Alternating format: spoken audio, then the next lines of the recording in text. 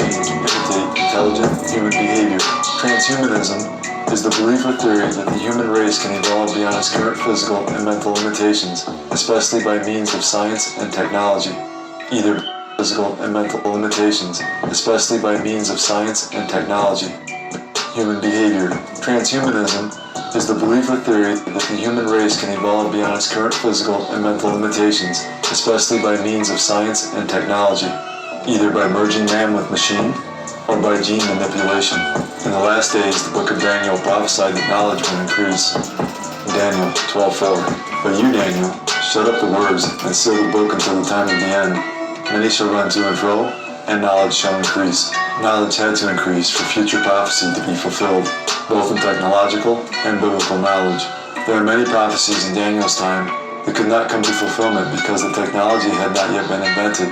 That is why Daniel was told to shut up the words and seal the book until the time of the end. Super soldiers are moving from the realm of science fiction to the real world.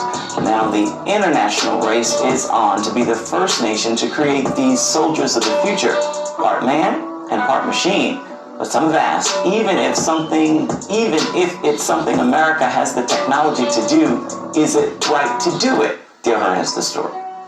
This is the U.S. Army's concept of the soldier of the future. This video makes it look like it's just a better-equipped soldier. But notice the words neural engineering.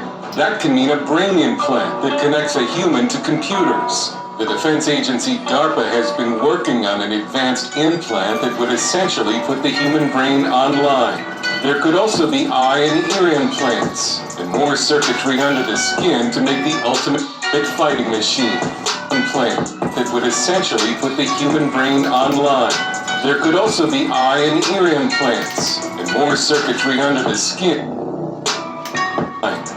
There could also be eye and ear implants, and more circuitry under the skin to make the ultimate fighting machine. Americans are going to have to decide whether this is ethical, because some in our military clearly want it. The super soldiers of the future. Or they could be part man and part machine, what are known to build. Americans are going to have to decide whether this is ethical, because some in our military clearly want it. The super soldiers of the future could simply have enhanced abilities, or they could be part man and part machine, or could simply have enhanced abilities, or they could be part man and part machine, could simply have enhanced abilities, or they could be part man and part machine, what are known as cyborgs. China is already developing biologically enhanced super soldiers. China is already developing biologically enhanced super soldiers. China is already developing biologically enhanced super soldiers, using what former Director of National Intelligence John Ratcliffe called unethical medical experiments. This is a big effort on the part of the Chinese government, and it is really horrifying. China expert Gordon Chang says it's part of a Chinese government plan to create a master race through genetic editing. They're trying to create a race which is far more intelligent than the rest of humanity, and with super soldiers that would be stronger, less susceptible to pain, just better soldiers. This is eugenics. This is creepy. There are no ethical standards. There are no laws. Now, the French military has been given the go-ahead to also create so-called augmented soldiers. The super soldiers of the future will run fast, need little sleep, and little to eat or drink, and they'll be able to fight much longer than ordinary humans.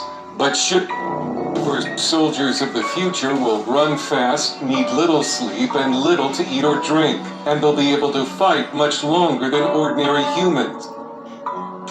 The super soldiers of the future will run fast, need little sleep, and little to eat or drink, and they'll be able to fight much longer than ordinary humans. But should we do it? George Lucas, who has taught military ethics to America's naval officers, says ethical concerns lag behind this new technology. It always does, and the only question is how far. And Lucas is concerned that future military recruits could be pressured to accept computer parts into their bodies. He believes they should be allowed to refuse them. further into these more exotic technologies we go, and the more the risks are not known, the more we must at least rely on volunteerism, if not as much informed consent as is possible. But the challenge for the United States is, even if we put ethical limits on the super soldier of the future, it's likely some of our adversaries will not. Knowledge is increasing rapidly in accordance with Daniel's prophecy. Events are happening faster than we can process them. Yet nothing will until this time, no, nor ever shall be. And unless those days were shortened, no flesh would be saved.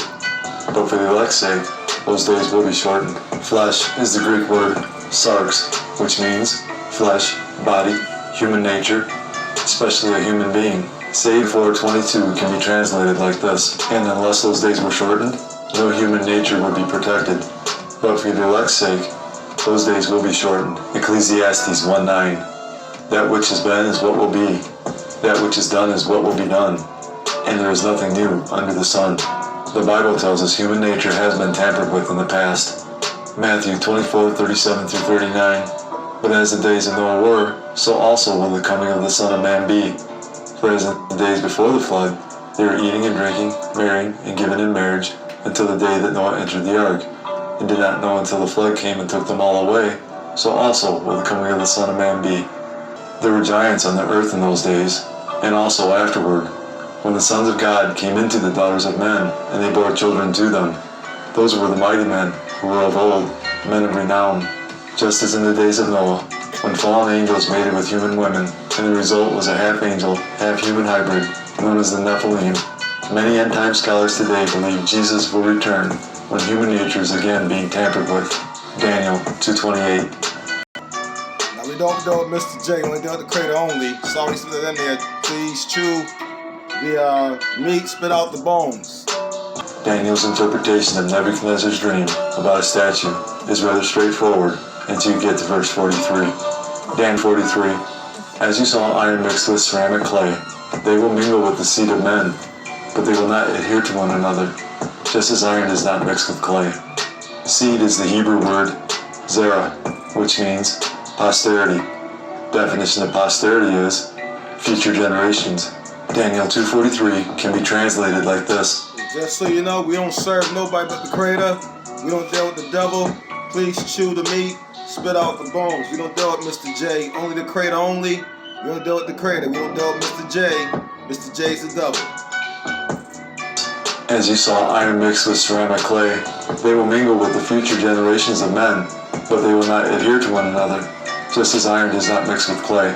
In these end times, is it possible Daniel's prophecy of a world empire of iron mixed with clay was a prophecy of a time when humanity, clay, and its inventions, machines of iron, would become so intermingled as to become nearly identical, but never able to fully become one? In these very end times, scientists are now able to implant men with brain chips and other parts that indeed make them part machine. The mingling has come to the point that men have invented robots empowered by artificial intelligence while implanting machine parts, iron, into men, clay. Daniel 2:44-45. And in the days of these kings, the God of heaven will set up a kingdom which shall not be destroyed, and the kingdom shall not be left to other people. It shall break in pieces and consume all these kingdoms, and it shall stand forever. Inasmuch as you saw that the stone was cut out of the mountain without hands, and that it broke in pieces the iron, the bronze, the clay, the silver, and the gold, the great God has made it known to the king. My God! What if his appearance occurred on a Sunday? My prophetic word to you this morning is get ready.